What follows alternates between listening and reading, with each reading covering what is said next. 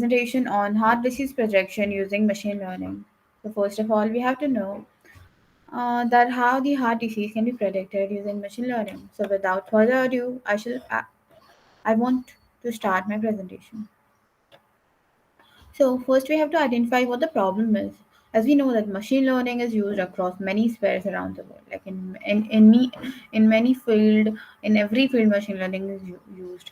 So healthcare is no exception, and machine learning can play an essential role in predicting presence or absence of locomotor disorder, heart disease, and many more. Like in different health sector, like in cancer as well as heart problem, diabetes, everywhere machine learning is used. So if we are predicting the disorders in advance, so the doctor can provide the treatment as per that in early stages only.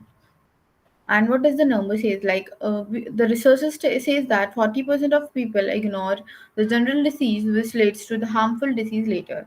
And according to researchers also, that 70% of people in India suffers from general disease and 25% die as a result of early ignorance. So if we are eliminating the ignorance part and we are, identifying the problem, identifying our disease in earlier stage using machine learning, then this number can be reduced.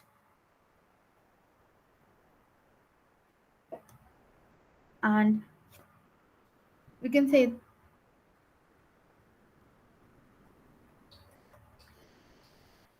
and apart from this, we will go further to the literature review. So what this literature review says that in past also many authors and many researchers have find the solution for this problem. An efficient heart disease prediction system using decision tree prediction and diagnosis of heart disease by data mining techniques and prediction of heart disease using modified k-means. So in this different kind of techniques, algorithms are used, and accuracy levels are also different according to which technique they are using. So in decision tree, there is 86.3% in testing phase and 87.3% in training phase. And in naive Bayes, KNN, and SMO, it says that J48 gives better accuracy than other three techniques, and the heart disease detection is 93%. So in further, we will also see what our technique says, how different techniques can change the accuracy. So first, we will see that the approach methodology, that what is methodology we could use for the system. So many data mining techniques as naive Bayes, neural network, decision tree have been applied by researchers for this diagnosis. So accuracy is given in different, is in every technique the accuracy level is different, and we will additionally depict which attribute contribute more than other to anticipate of higher precision.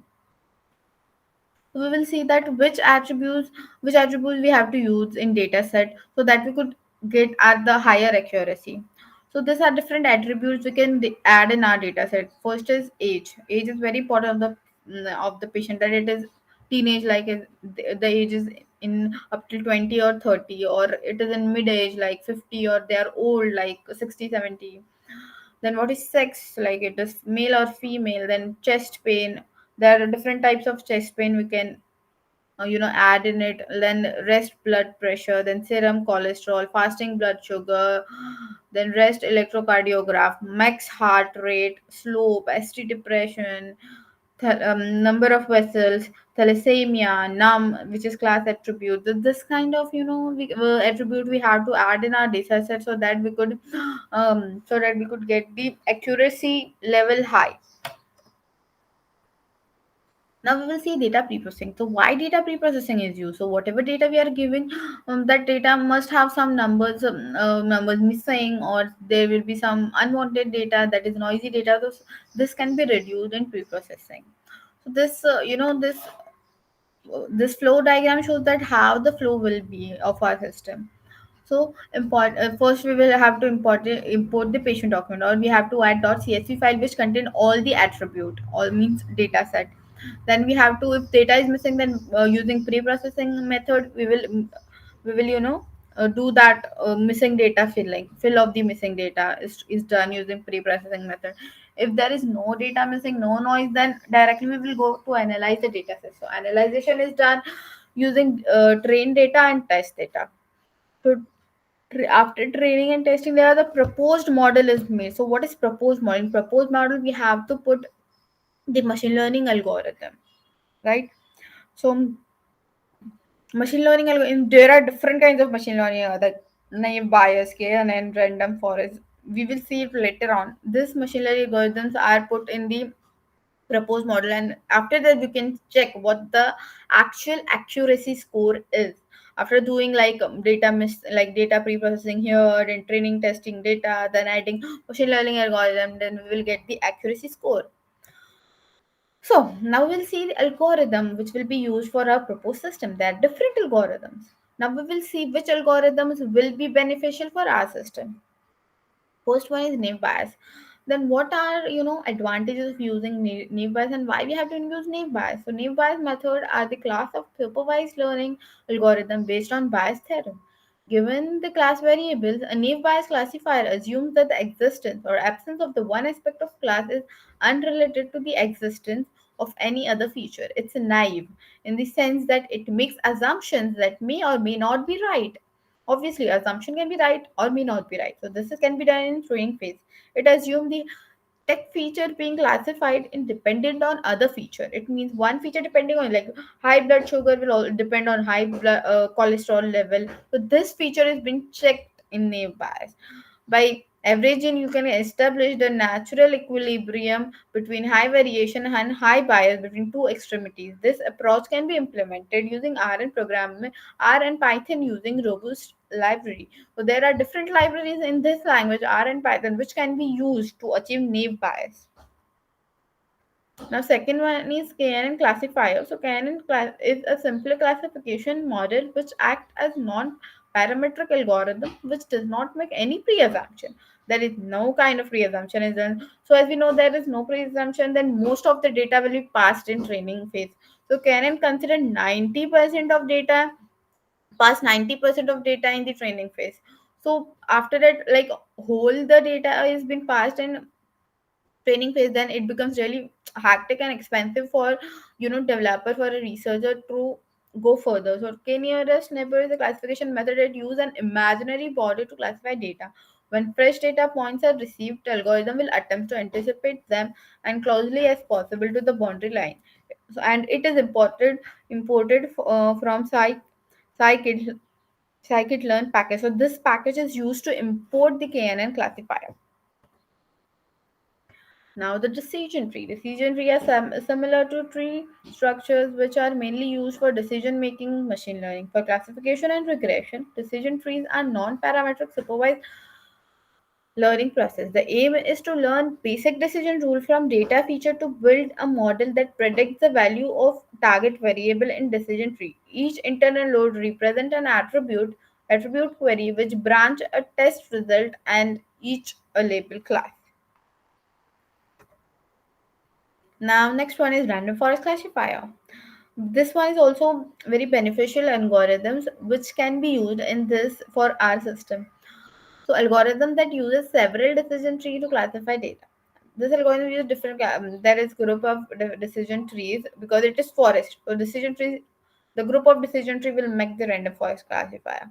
When constructing each individual tree, it employs bagging and feature randomness in order to establish an uncorrelated forest of trees whose committee prediction is more reliable than that of any single tree. It also aims to reduce the difficulties associated with high blood pressure. By averaging, you can establish a natural equilibrium between high variation and high bias between two extremes.